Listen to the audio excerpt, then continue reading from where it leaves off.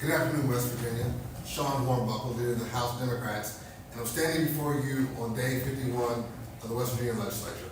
And I come to you today talking about what's happening and what's not happening here in the great state of West Virginia. And what's happening, I would be remiss if I did not mention today, if anybody turned on the TV and saw the stock market. 1,200 points and counting. And some of you might be like, well, what does this have to do with anything? It has to do with us as West Virginians. It's the same narrative about jobs and where we're at. It's about my neighbors, your neighbors, their retirement. You know, I had a friend of mine today say, oh, I don't own any of those stocks. I said, well, do you have a state retirement plan? He said, yeah, I do. I said, that's your stuff. That's going to be your ability to be able to put food on the table when you retire. That is affecting each and every one of us, and it's a direct result of the Trump tariffs. Also with the Trump tariffs, what they have done, talk about what's happening, is it's crushed over 840 jobs to date since we've been in session for our fellow West Virginians. More than 16 jobs a day have been lost because of Trump tariffs. And also we can't forget Doge, Elon Musk, who has ravished through our state, slashing job after job after job. Prices. It's another result of the Trump tariffs. Prices in your grocery store, your goods, your services, they've gone up, they're still going up. It's unacceptable. And so I'll tell you what we haven't done. And when I say we, I mean Republican supermajority. They haven't stood up. It flies in the face of West Virginia values. Being a fighter, standing up for the downtrodden, making sure that the underdog is able to rise up. And time again, we've seen it, whether it's at the State House or a federal delegation, for whatever reason it is, they refuse to stand up to everyday, hard-working West Virginians. And it's about time that it stops. Because this shouldn't even be a partisan issue. If you're unable to put food on the table, we want to make sure that we're doing everything in our power to stand up to the Trump administration and Elon Musk. And again, at this point, they've been reluctant to do so. And so we're asking them to do that, and we need to act now. I'm now going to pass it over to Delegate John Williams to talk about Morgantown. Thank you, Leader Hornbuckle. Folks, I'm a millennial, and I think one thing that millennials feel about politics is that partisanship is a blight in our political discourse. But it would be dishonest when you are confronted with our current facts to not call out the Republican Party at the local level and at the national level. Since January 20th, we have lost, give or take, 1,000 jobs. In North Central West Virginia alone, give or take 1,000 jobs. And since January 20th, we started the legislative session. We've been in session for 51 days, and we have done nothing legislatively to try to mitigate those job losses. Now, one thing I want to consider, and I'm willing to admit, is that it's hard to come up with legislation that's just going to bring jobs in. I get that. But let's not pretend like on our former governor's last day when he gave his farewell address, we didn't have people running up to the front to take pictures with their best buddy with their arm around him. If you're that close with him, send him a message and tell him to stick up for our people. And we're not seeing that right now. No one is sticking up for West Virginians. No one that they elected is sticking up for them.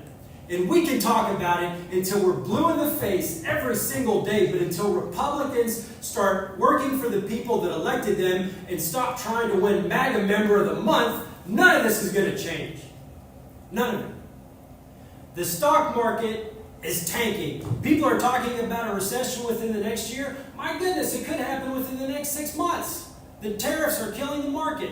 The tariffs are taking jobs away from Novellis and the Lear mine in Barbour County. The federal government is slashing employees. And it's not just that they're taking jobs from our community. NIOSH did important work for the people of West Virginia. A state where worker safety is a part of our long history because it was so long ignored. NIOSH led the way in doing black lung inspections for coal miners all across the state of West Virginia. And now those people will go unserved. All the while, we lose jobs, high-paying jobs in Morgantown in North Central West Virginia. I'm fed up with it. I know that there are good people that have an R next to their name. I know that. And I know it can be scary to stick up against the polemic opinion in your party. But the people who voted you in are suffering. This state is dying on the vine, and things are only going to get worse unless people of conscience stand up for the people that voted for them. And with that, I'll give it to Senator Joey Garcia. Thank you, John. And I'm proud to stand here with my colleagues today to just say what it seems to be very clear. I mean, this week we just got double whammy up in north central West Virginia. And Delia Williams was talking about the Governor Justice's, now Senator Jim Justice's farewell speech, and he always talked about a rocket ride. Well, now it seems like Wile E. Coyote's got a rocket attached to his back, and we're all just waving and weaving and dodging, trying to get out of its way. And, that may look funny in your head, but it's really sad. It's really sad. I've had people that I've talked to this week back home that have worked at Novellis, which has been around Fairmont for 100 years. And they've been there for 30 years. I heard such heartfelt comments about, I don't know what I'm going to do, we'll get through it. But this is absolutely on the backs of this tariff policy that President Trump has been pushing. And we had a vote, I think it was yesterday, in the United States Senate, where incredibly 4 Republicans came over with all the Democrats and said, we should repeal that tariff policy. But you know who 2 of the Republicans were that didn't vote that way? Was Shelley Moore Capito and Jim Justice. And that is unforgivable. And on top of that, we've had a governor who, when faced with that Novellis announcement, first thing he went to was just to try to say, oh no, it wasn't the tariffs. We've made sure, we've confirmed that it wasn't the tariffs that caused this. When in fact, I had a conversation that morning with a representative from Novellis who said absolutely that was a factor. So instead of worrying about the people that they represent, instead of coming up to Fairmont or Morgantown, where's the governor's office right now? Where are representatives other than hiding and then putting out these statements saying, thoughts and prayers? That's about all we are good for right now. We've had a whole session to do something about economic development, and we were behind as it was. So we have a lot of catching up to do, and it's not going to start, and we're not going to get any better until we say, yes, economic development has to be the priority, and getting jobs to the people of West Virginia has to be the priority of this state and this government. And right now, I don't think that's going to happen with this Republican leadership. And there's nothing. The only thing we can do is come and say, you all need to know. Because at some point, you can make a change. And next up, I think we have Billy and Sean Flugler. Yeah, before we take questions, just a few thoughts in my mind. The silence is deafening right now in this legislature. The silence from Republican leadership in the House, Republican leadership in the Senate, Republican leadership downstairs. They hold every office. They're not saying a thing. The silence is deafening. I mean, just last week, unelected bureaucrat Robert Kennedy Jr. fat-shamed our governor to his face, and he didn't even stand up for himself. Much like he's not standing up for West Virginians right now. And those unelected bureaucrats, along with Elon Musk, are slashing jobs in our state, and our Republican leadership is doing nothing. I'm glad that the governor is now taking walks, but I'm hoping he can walk himself to Washington, D.C., ask some questions, and get some answers on behalf of West Virginians. Because right now, he's not doing anything, not showing any leadership. This legislative session, what have we done? There's been no heavy lifting. What can we look at and point to and be proud of? Certainly not this government. And we hear you, West Virginians. I know that you're paying attention. And you're sitting down at night wondering what your future looks like with increased prices, jobs in jeopardy, all of this taking place. But yet, your leadership today had a resolution on the agenda to declare December 14th Frosty the Snowman Day. Frosty the Snowman. They had to pull it because they're so damn embarrassed by their own conduct. And they should be embarrassed. And every West Virginian should be as angry as we are today. So what are we going to do about it? Is there a plan from Republican leadership? And I thought John said it great. They want to be MAGA of the Month members. If it was an ass-kissing contest, they're winning. They're winning. So much winning. We're here to fight for West Virginians. We're here to listen to West Virginians because we care about West Virginians. When you're sitting down tonight, you're talking about real issues, but we're not talking about real issues here in West Virginia in the legislature. We have 11 days left. We have nothing to show for it. West Virginians deserve a rebate for the cost of this legislative session because we haven't done anything. So with that, we'll take some questions. Everyone look my direction. Well, I'll start off with the budget. Obviously, everyone's getting focused on the budget now. We're in the last few days of the session. House budget will be on 3rd tomorrow. I assume probably amendments pending. Senate budget is being taken up by Senate Finance Committee in the next hour or so. So what are the priorities of the Democratic caucus on both sides? What are you wanting to hold the line for? What are you wanting to make sure remains funded, isn't reduced, or is increased? Well, so that's a good question, Stephen. When you look, we care about Medicaid funding. That's certainly really important to us, especially with the play that happened last week with rolling out that Medicaid bill and pulling it back. We're very conscientious of the fact that Medicaid could be on the chopping block. So we're going to try to restore Medicaid funding that is in the House Comp Sub. Also care about higher education. And also want to talk about child care again. We came down here for special session last fall, and sometimes I just feel like we're sort of a check-the-box legislature. So we passed that tax credit instead of doing the actual heavy lift that would have changed child care policy. And we could say, well, we sort of dealt with that. We didn't do anything with it. We still need to fund that program because right now, while they're funding it out of TANF dollars, eventually we're going to run out of that, and we're going to have to kick kids off the rolls. So people aren't going to be able to afford child care. So those are our big priorities. But I also want to talk about zooming out on the budget. We have run a flat budget for the past 10 years, which, as everyone knows, with inflation as a factor, means that we are not funding programs the way that we used to be.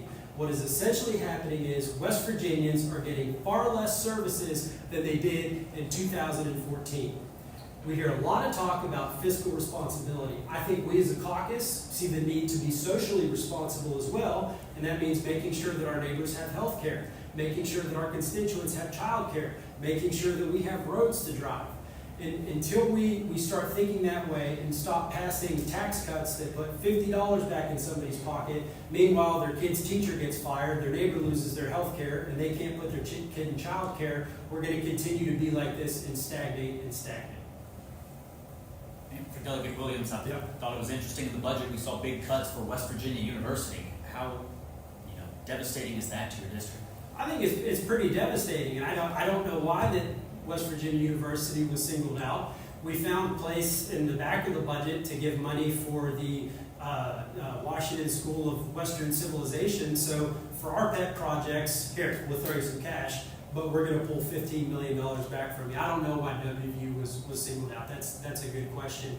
But I think it's a continuation of repeated efforts to underfund higher education. For the members that serve on the Finance Committee, about $60 million was cut from Morrissey's proposed budget for foster care and then the version that came out of your House Finance Committee. Are you concerned about our state being able to adequately run foster care? And House Finance Chairman Chris told me that he kind of based this budget on last year's spending on foster care. I would say that we've underfunded foster care under justice, so how do you feel about that as well? I would agree with you 100%, Amelia, and that goes back to running these flat budgets year after year. So I think, in our opinion as a caucus, when you have any foster kids living out of trash bags in a hotel, that is not a point in time in which you give tax breaks to the rich. But that's exactly what we did 2 years ago. And so now we've given out money, and now we can't pay our bills, and we say, oh, shucks, we're just going to have to figure out a way to fix foster care without putting money into it. When in fact, foster care and CPS requested more money in the budget than they actually even got. So these programs are struggling, things that help regular people, and we just act like we can't pay for it. Meanwhile, we keep giving out tax cuts to the rich. Any chance that you will fight for some of that money to go back in on the floor? I think we definitely will. We do have some clarifying questions. We would like to talk to the governor's office and see specifically what that money was for adoption services. But again, I looking at the foster care crisis in this state, I don't think we have any problem with trying to get more money to help there. This is kind of a two-part question. We've heard a lot of bridge renamings. Why are we renaming bridges when we have the second worst bridges in the country? And what are some things we can realistically do for infrastructure to improve West Virginia?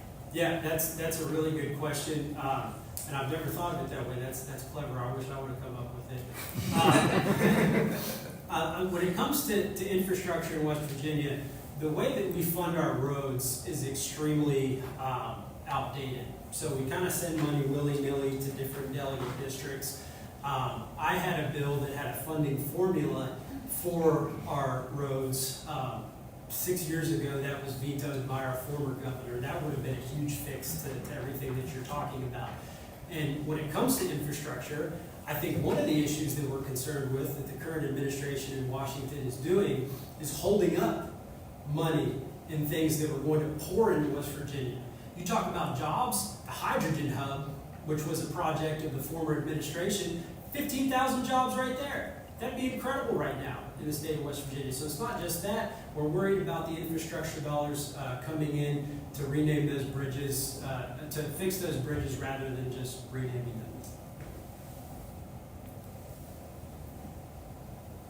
You all mentioned that the supermajority haven't had any economic development bills this year. Do you guys have ideas, or have you introduced bills that would do that? And so, yeah, we have several things, right? First of all, we have HJR 27, cannabis, legalization of adult use cannabis. We have seen just from our neighbors, Ohio, in the span of 6 months, hundreds of millions of dollars, right? That is something that we desperately need here. Supported a measure of the young professional tax credit, right? That was aimed at keeping people here in our state and also recruiting new people, which would expand our tax base, right? That is a huge thing we want to do. And that Delegate Evan Hansen has been working on different energy measures, all of the above approach that would help with thousands of jobs, all right, with the creation of that energy. And so there are lots of things that our caucus has championed. We will continue to champion, and we're just fighting to get those measures across the aisle. That's one thing on that too. And I think, we can't emphasize enough how much childcare can help with economic development, because we always hear from people that are looking to invest in our state that they need the workforce. And that's one of the things that's hugely lacking. And I know Kaylee Young, I think, is in committee or something right now. She's been such a great leader on that issue. But that's part and parcel of everything else that we've been talking about.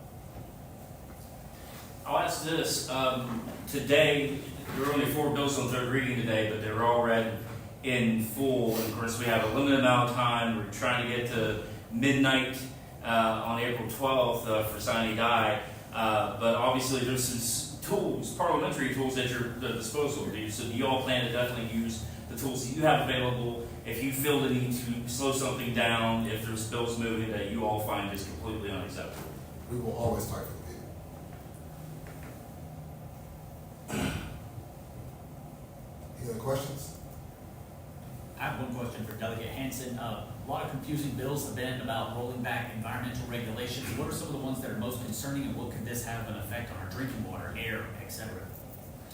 Well, there's a couple of concerning bills related to water quality. There's the DEP rules bundle, House Bill 2233, that's in the Senate right now. But that includes an amendment that was written by an industry lawyer to allow more toxic pollution in West Virginia rivers and streams. So I don't know how likely it is, but I'm hopeful that when it's on the Senate floor that they may be able to address that specific issue.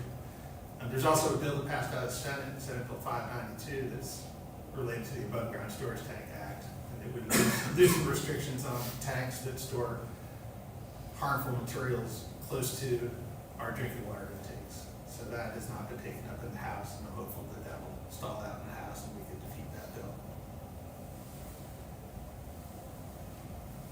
Any more questions? Well, if there isn't any more questions, we want to first thank all of you all for attending today out there. But be clear, we are asking for measures that help West Virginians with jobs and simply to stand up. We don't care if you're from North Central West Virginia, Wheeling, Southern Coalfields, Huntington, Eastern Panhandle. That is what West Virginia was built on. It's standing up. And right now, we're not doing it. And again, we respectfully ask the Republican supermajority to do so. Thank you.